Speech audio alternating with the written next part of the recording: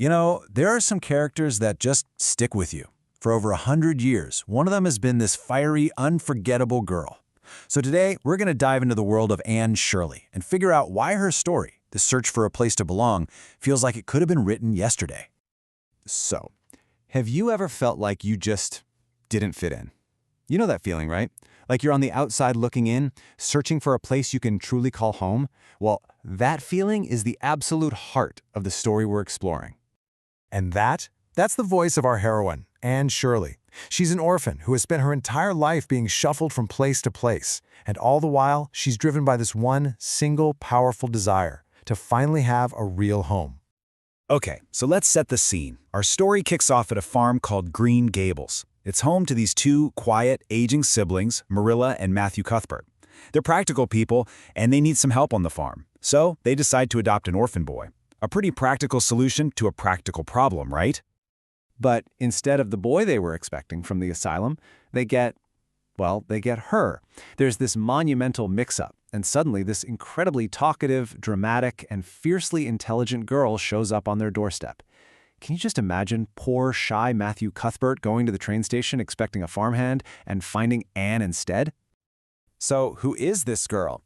Well, she's about 11, with what she calls tragically red hair. But honestly, it's her spirit that's the main event. Her eyes are just brimming with life, her imagination is completely off the charts, and she has this amazing habit of using gigantic words to express her equally gigantic feelings. So Anne arrives at Green Gables, and it's this beautiful, pristine place. But she's not home free, not yet. She's essentially on a trial run, and her whole future, everything she has ever wanted, rests in the hands of these two very different siblings. And this is where it gets really interesting. On one side, you have Marilla. She is all business, stern, practical, and she does not trust Anne's wild imagination one bit. But then there's Matthew. He's so shy he can barely speak, but he's instantly charmed by Anne's spirit. He sees a kindred soul, where Marilla just sees a whole lot of trouble. The town gossip, Mrs. Rachel Lynde, really hits the nail on the head. I mean, the Cuthberts have been living the exact same quiet life for decades. A child at Green Gables is weird enough, but a child like Anne? That's not just a disruption, it's a full-on earthquake. So the pressure is on. Anne has to prove herself. She's got to convince the very skeptical Marilla that maybe, just maybe, a girl with an untamed imagination is exactly what the quiet corners of Green Gables have needed all along. Now, one thing you need to know about Anne is that she does nothing by halves. So when she gets to the small town of Avonlea, she immediately starts forming relationships that are just as passionate and intense as she is. And one of the very first things on her agenda? Finding a bosom friend. For Anne, this is serious business. This isn't about being popular. It's about finding that one person you can share everything with, a true soul connection. And she finds it, almost right away, with her neighbor Diana Barry. But where you have these powerful friendships, you can also have some pretty epic rivalries. And Anne's greatest one? It all starts with two little words, shouted by the clever and handsome Gilbert Blythe, who makes the huge mistake of teasing her about her red hair. Anne's reaction is, well, it's very Anne. It's fast and it's dramatic.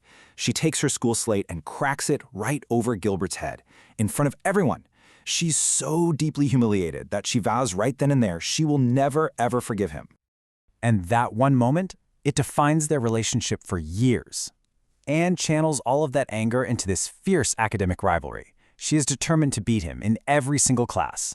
Gilbert, on the other hand, feels terrible almost instantly, and he spends the next few years trying to earn her forgiveness, all while secretly admiring this fiery girl who won't give him the time of day.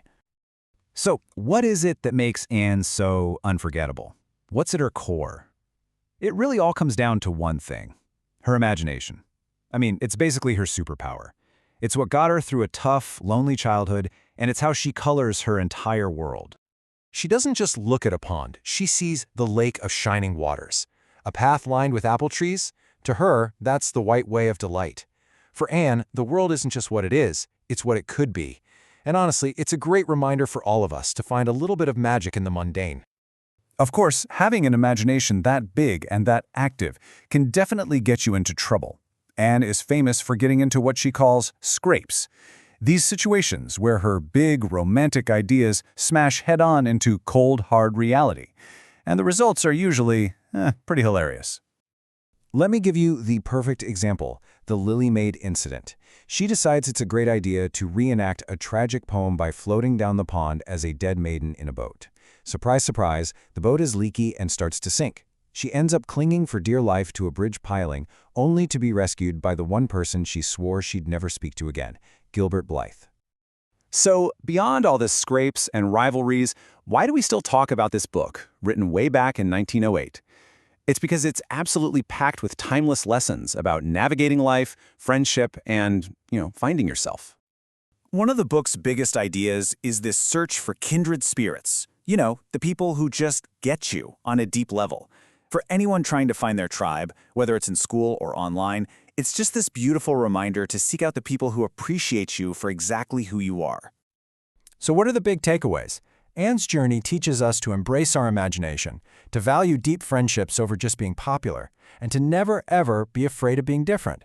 Her story shows us that being resilient doesn't mean you never mess up. It means you learn from it, and that real strength is found in being able to forgive both others and yourself. And this all leads to this incredibly powerful decision.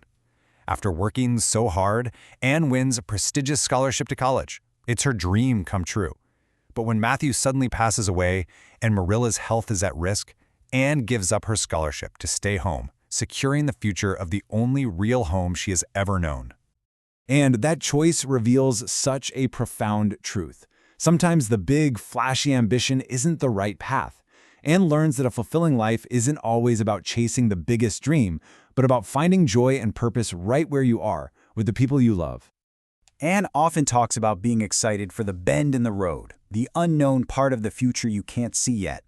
So, as we wrap up, I'll leave you with that thought. Life is full of unexpected turns. What amazing possibilities might be waiting just around the bend for you?